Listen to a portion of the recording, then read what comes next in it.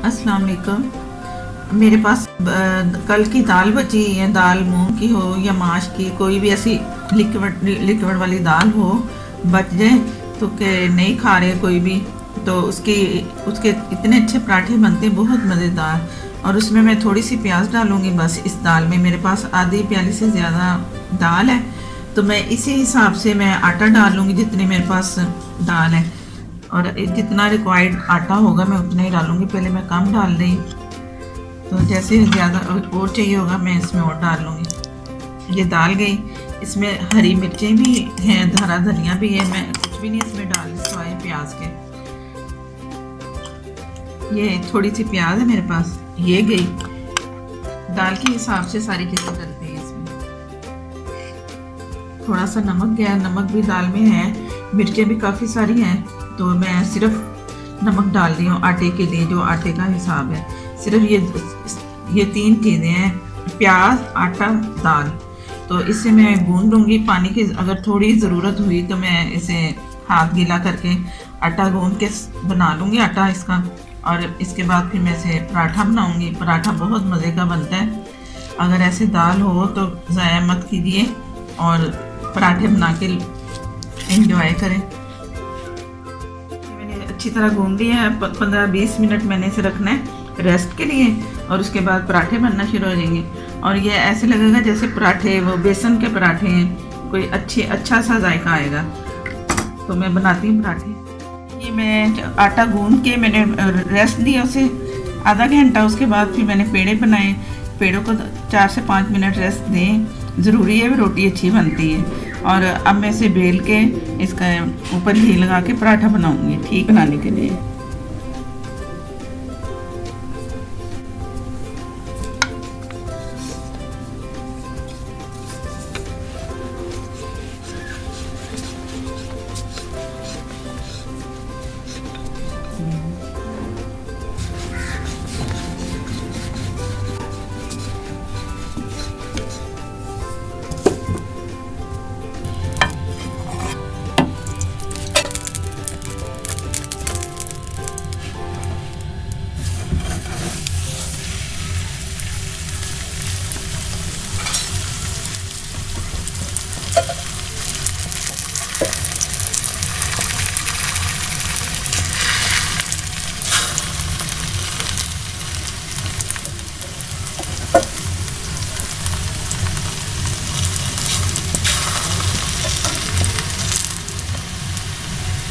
मैंने ऑयल पीछे भी थोड़ा सा लगाया है, थोड़ा सा दूसरी साइड पे लग गया है।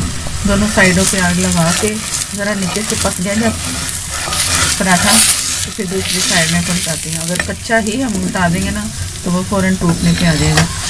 वैसे ये टूटेगा नहीं। तो सही आटा गूंदा है जैसे रोटी के लिए आटा, बेसन वाली रोटी भी इसी तरह बनती है, तो इसका जायका भी बेसन वाली रोटी वाला ही होगा, और बड़ी अच्छी नरम सॉफ्ट इसका पराठा बनेगा।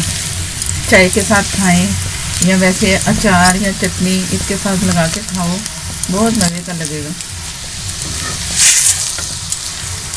एक टाइम का ये लंच में खाएं, लंच में सही रहता है, नाश्ता या लंच। तो लंच में भी ये खा सकते हैं। अगर सालन नहीं है, ये दाल पड़ी है, फटाफट दाल निकाली, आटा गूंदा, थोड़ा सा मसाला डाला ये वाला।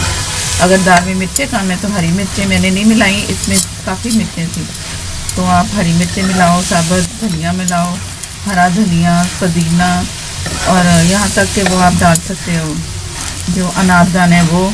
ये चीज़ें और मज़ीद मज़ेदार बनाने के लिए, तो ये सारी चीज़ें डाल के तो और बहुत अच्छा सा पराठा बना के तो मज़े से खाइए, चाय के साथ, अचार के साथ या चटनी के साथ इंजॉय करें। मेरे पास 4 पराठे बन जाएंगे ये। और 1 प्याली दाल थी, 1 प्याली से भी कम दाल थी मेरे पास, तो पानी भी नहीं मैंने डाला आटे में। जितना उसमें रिक्वायर्ड था ना आटा, मैंने उतना ही आटा डाला है, और गीले हाथ करके उसे अच्छी तरह गूंद लिया, सॉफ्ट सा हो गया था। तो बस चलो, ये एक साइड से तैयार हो गया, दूसरी साइड में उल्टा रही हूँ। उधर घी पहले से मैंने लगा रखा है, तो जैसे उधर से पकेगा तो पराठा तैयार है। तो इसके लिए मैं दूसरी रोटी तैयार कर रही इसके बाद। और ये थोड़ी देर में ये भी तैयार हो रहा है। थोड़ा सा नीचे से रह गए और चेक करते रहो कि तैयार हो गई। थोड़ा सा हिलाना जुलाना भी है ताकि जो उसके कलर है पराठे का एक जैसा आए।